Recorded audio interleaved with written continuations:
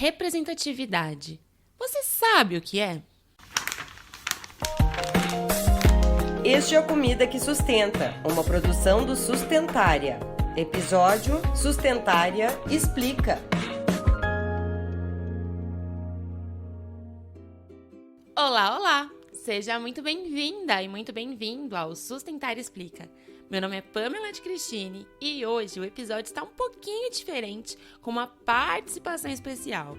Sim, além da importância de discutir o assunto, vamos explorar um novo formato para fazer jus ao tema. Então, vem comigo!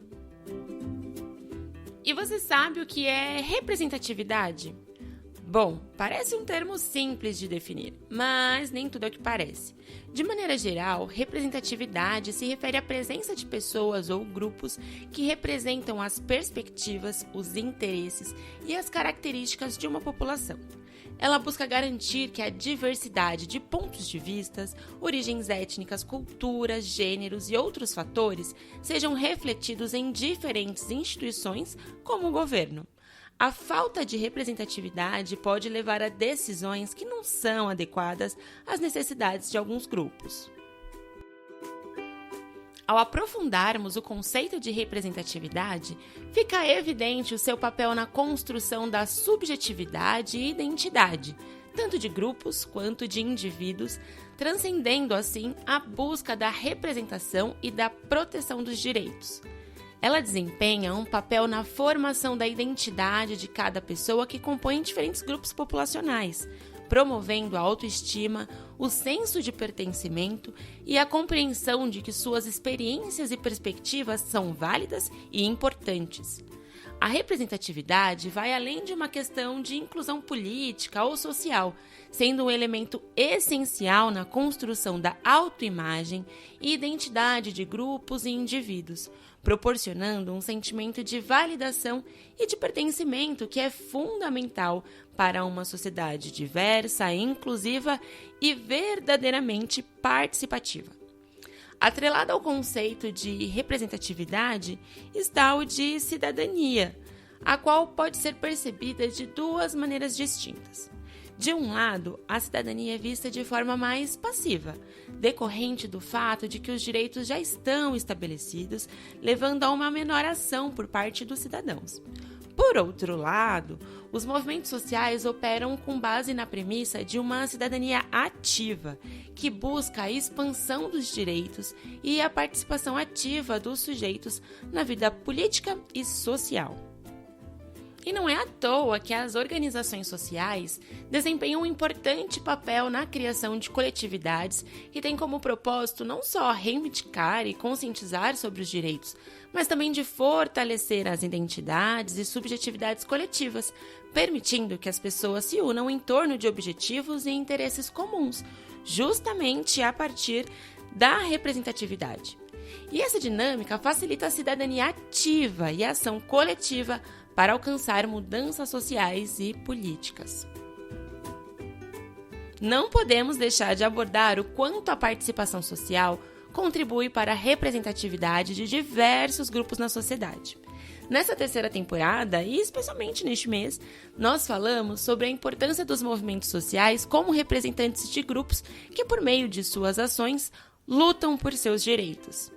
E aqui, se você ainda não ouviu os episódios principais 7 e 8 dessa temporada, e o episódio Explica 4 sobre movimentos sociais, e o Explica 18 sobre o MTST, esse é aquele momento do episódio em que eu te dou a deixa para voltar na nossa playlist e escutá-los, porque os conteúdos aqui se conectam bastante e se complementam também, né? Como você já deve saber. Bom, voltando ao tema e aproveitando essa questão, nós convidamos a Débora Lima, coordenadora nacional do MTST, a trazer sua experiência pessoal e visão sobre a participação social e representatividade. Nossa pergunta para ela foi: como a coordenação do MTST promove a participação social? Então, te convido a ouvir comigo a linda resposta dela. Olá a todos, eu sou a Débora Lima, sou coordenadora nacional do MTST. Eu conheci o movimento há 12 anos atrás, eu fui para o movimento para conseguir ter uma casa. Na época eu tinha um filho, mãe solo, morava com os meus pais em coabitação familiar. E fui no movimento para ter o acesso à moradia que naquele momento e para nós, mãe solo, é muito importante. Entrando numa ocupação do movimento, eu me tornei coordenadora do movimento e eu consegui entender a luta por moradia, uma luta mais ampla, né? A luta por moradia, as formações que eu participei dentro do movimento foi muito importante porque eu consegui, através dessas formações políticas que o movimento traz para as pessoas e da percepção, né, do dia a dia, do coletivo, eu entendi que nós somos sujeitos das nossas próprias lutas, né?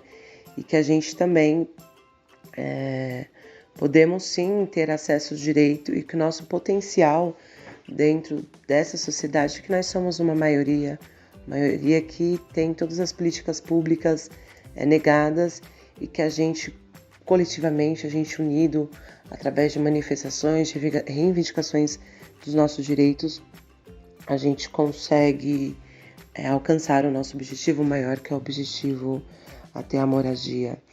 E hoje, quem entra para o movimento entende que a moradia ela é a porta de entrada para acesso dos outros direitos, né? Ter moradia é muito importante para as pessoas, mas você conseguir essa moradia, você consegue também ter acesso para os outros direitos. E é isso, assim, que a luta ela é coletiva e que a gente, unido, através também de um movimento social, a gente consegue alcançar, nos entender como sujeito, entender a desigualdade social e ir para cima. E para que isso possa ser revertido. É isso, gente. Muito obrigada. Nessa fala da Débora, conseguimos ter a dimensão da medida em que a participação no movimento social promove a participação política dos sujeitos, fundamentada na conscientização a respeito dos próprios direitos, além de compreendermos como a participação em um movimento específico pode ser a porta de entrada para a luta por outros direitos que são frequentemente negligenciados. Nesse contexto, a representatividade desse vasto grupo de trabalhadores sem teto, através da participação social e do engajamento dos indivíduos, busca a conquista de decisões que atendam às necessidades do grupo. A moradia digna é apenas o primeiro passo em direção a uma série de outros direitos e melhorias que são essenciais para uma vida digna e em busca de uma sociedade mais equânime e justa. Ah, passou rápido, né? O Sustentar Explica é assim, rapidinho e com muito conteúdo. E já que esse podcast é realizado essencialmente por mãos femininas, acho que podemos fechar esse episódio com a fala de uma pensadora negra do nosso tempo que nos convida não somente a refletir, mas a agir no contexto que discutimos ao longo desse mês. Então, deixo aqui a frase da fabulosa Angela Davis, que diz que você tem que agir como se fosse possível transformar radicalmente o mundo. E você tem que fazer isso o tempo todo.